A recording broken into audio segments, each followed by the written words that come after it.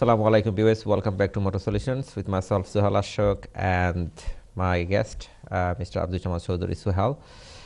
We are discussing diesel cars and accident claims. If you have any questions you can ask, just call us. Suhal bhai would be happy to answer any of your questions. আপনার diesel কারে যদি কোনো সমস্যা থাকে আবার diesel কার না থাকলে আপনার পেট্রোল কারে কোনো সমস্যা থাকলে প্রশ্ন করতে পারবেন বা আমরা স্পেসিফিকলি ডিজেল কার নিয়ে ডিসকাস করতেছি। Suhal bhai, I'm coming back to you. Diesel cars, obviously we know it's basically day by day it will be pretty expensive to drive, especially diesel cars in the city. However, a lot of people actually think that there's going to be a ban on diesel car. I don't think it's going to happen very quick. It will take a long time. Is basically by 2025 is only London city. There is a proposal. Obviously, they trying to become a zero emission zone. Well, I believe that although I think future for diesel cars it's looking very poorly. So if you give a 10 years gap, there is a lot of changes are coming, and one of the changes is going to be on diesel cars.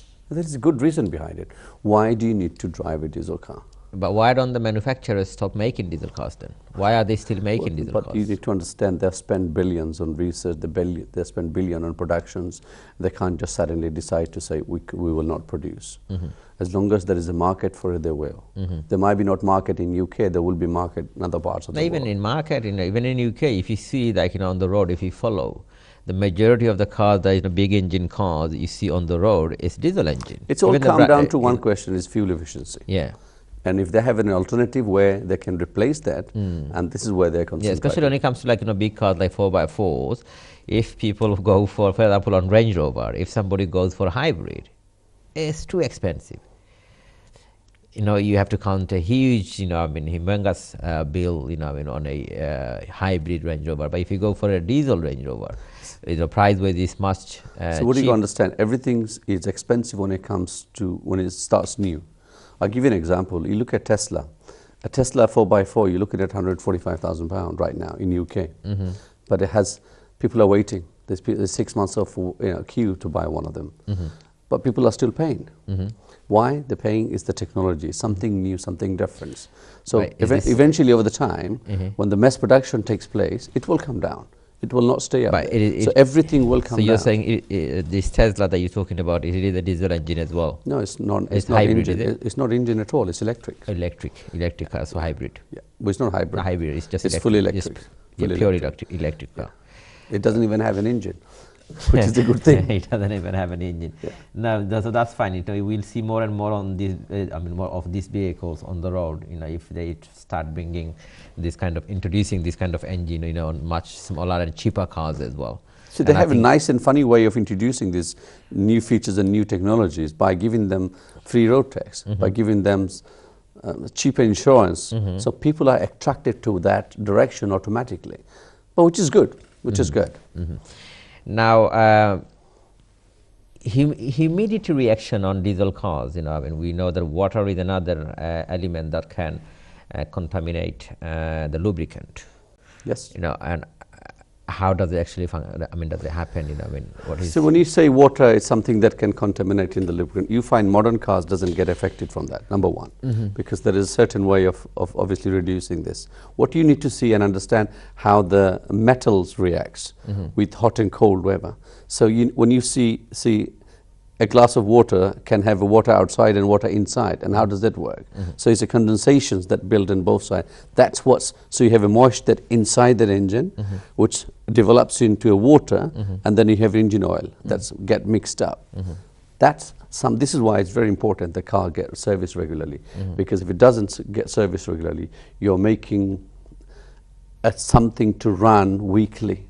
So you've got an engine that's not at optimum performance. Right. So it's very important that every 12,000 miles, every 2 months, that I've always recommend get a car service, regardless if you do the mileage or not, because it doesn't matter what you do to that, there is certain elements of fault and issue will automatically take place, even if the car doesn't move an inch. In fact, a car, when it doesn't get driven a lot, it creates more problems than the one that's on the road every single day. Okay, and when does the engine actually, the diesel engine, ends up producing black smoke? One of the major reasons why engines start to give you black smoke. So engine works in two factors, very important. One is taking air, another is fuel. And if one of the ratio is incorrect, that what gives you black smoke. And one of the main reason, it gives you black smoke because it's overfueling. Means that you've got a problem with the air chambers. So I don't have enough air and I'm taking more fuel. It's not burning, it's just throwing out. If I have air, oil, if I have air and fuel and I have engine oil mix, that also give you a smoke, which is a blue smoke will come out. Okay, and if the car runs perfectly okay, if the air chamber is taking correct amount of air, if the fuel chambers is giving the right amount of fuel, then the car will drive perfectly okay and you will not see a smoke. Okay, so obviously it can be prevented pretty easily. Yeah, of course. And that's another reason why a DPF get blocked. If the air mass sensor is a sensor fitted right before the air filter, just after the air filter, right before the engine, that measures live. So it's like a real-time air measuring device. If that measuring device get faulty and air still going in, that sensor tells what air going in and how much air has gone in. And if that's faulty, it will send an incorrect signal to the ECU. So ECU will send certain amount of fuel in, so the mixture is incorrect. That's another reason why a DPF dies and why you can have a blue smoke and black smoke. So although I mean, as you rightly said, all the manufacturers actually says that DPF is basically should last lifelong. Design is designed to last lifelong. For life of a car. Life of a car. But we have more problem on DPF than anything else at the moment on the road. But one of the major reasons it happens because people doesn't drive much in city areas. That's one of the reasons. City areas or on the dual carriageways? City areas. When you don't drive a lot and you don't get into a certain speed for a certain amount of time, the exhaust doesn't get hot enough. So DPF chamber doesn't get hot enough. Because it doesn't get hot enough, it has a device to sort of re-clean itself. What we call a regen. So it's got a device fitted in where every time it clogs up, it cleans itself up. But for that, it needs to go into a certain temperature. So when you're driving in city areas, you cannot go into that temperature. It will not work, and that causes a light to come up and says DPF faulty, DPF faulty. But you find after you take it for a long run, it all goes. It's all gone. Yeah. So you recommend people to take it for a long drive every week, especially if you got a car every week. Just do good few miles in a long run. On a dual carriageway or a motorway. Or a motorway. But you want a continuous run where the temperature goes up.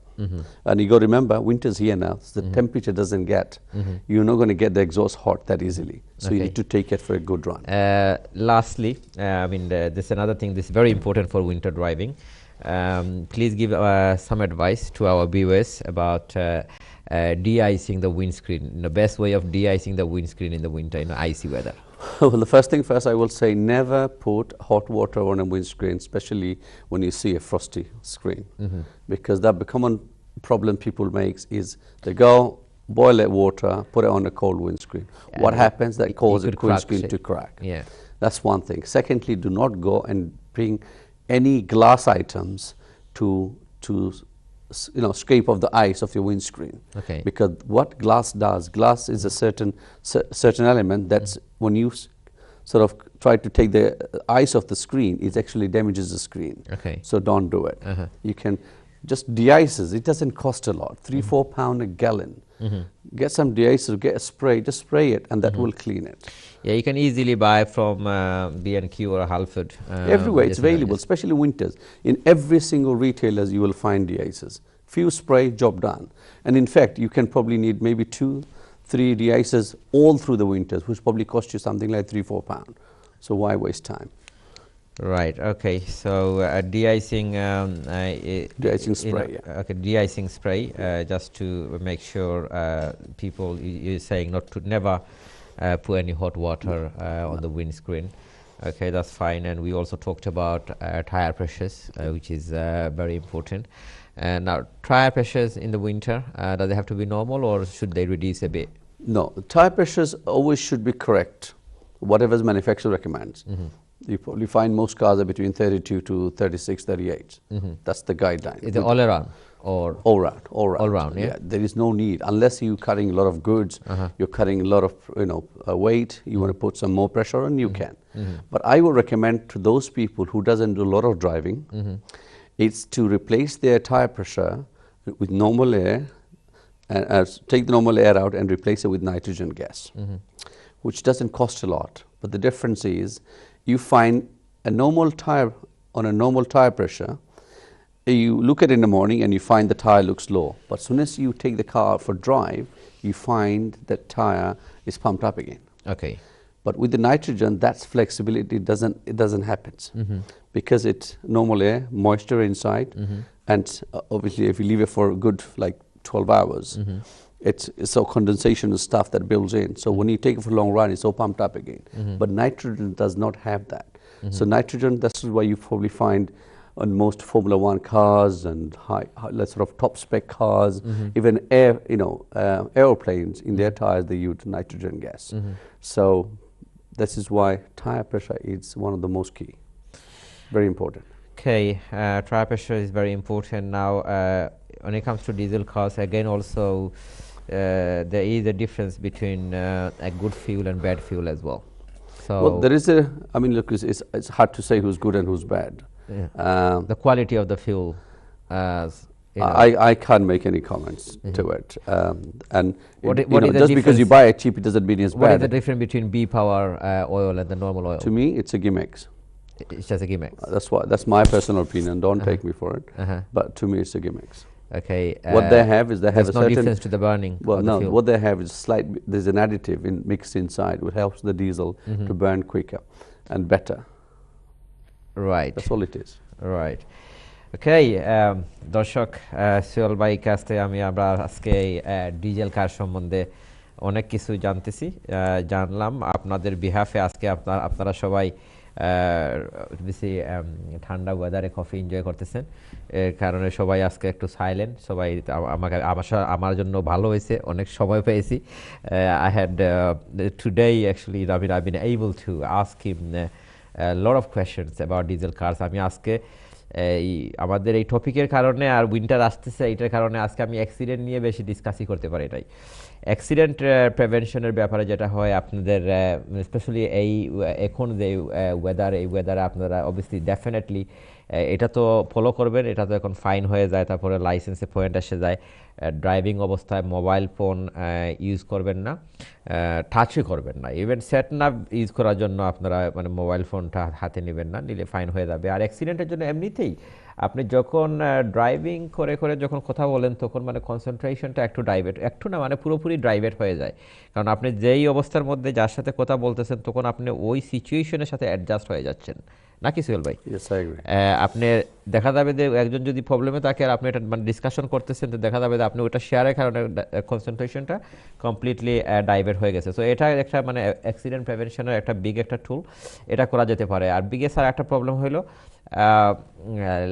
for the youngsters, loud music is another biggest cause to any kind of accidents. That's one cause, and the other cause is drink and driving.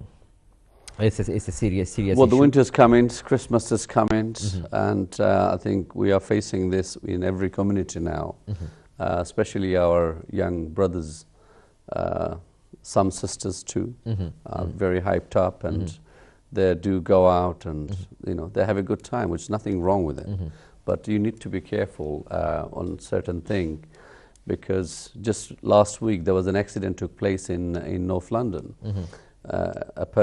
A young girl at 26 years old, she I don't know how fast she was going. She must have gone so I've heard fast. she was doing 60. 60, local I think 30 miles per hour. Engine was taken away from the car at least 100 meters away, and the tree, she actually slammed into a tree. The tree was on her seat. So you can understand how far the tree is gone in. It's almost looked like the tree was grown from the driver's seat. That's how it looks. She was literally smashed into pieces. It was lucky no one else was in the car. So I won't just obviously put it down to just male drivers. This is also happening on both sides, but we need to be careful, especially Christmas time. In my field, I see a lot of accidents take place. People are drinking, going out, having a good time. If you need to go out and you think you are not capable these of, days, especially even in London, there's 24 hours public transport. Yeah. The tube running 24 hours. So if you think you're not going to be in a position to drive a car after a good night out, I will say don't do it. It's not worth it. Thank you, Shilbhai. That was a very good piece of advice. Now, on that note, we'll have to finish our program, today's program. Thank you very much once again for joining Motor Solutions. It was my pleasure to have you. Thank you. And I hope that I have you on my next program as well. Thank you দর্শক, আপনাদের সবাইকে আপনারা আমাদের programme দেখার জন্য আপনাদেরকে ধন্যবাদ। আমাদের প্রোগ্রামটা রিপিট হবে আগামীকাল, আপনারা রিপিট দেখতে পারবেন। তাছাড়া আগামী প্রোগ্রাম দেখার আমন্ত্রণ জানিয়ে আজকের মতো আমরা প্রোগ্রামটা এখানেই শেষ করলাম। আল্লাহ হাফেজ।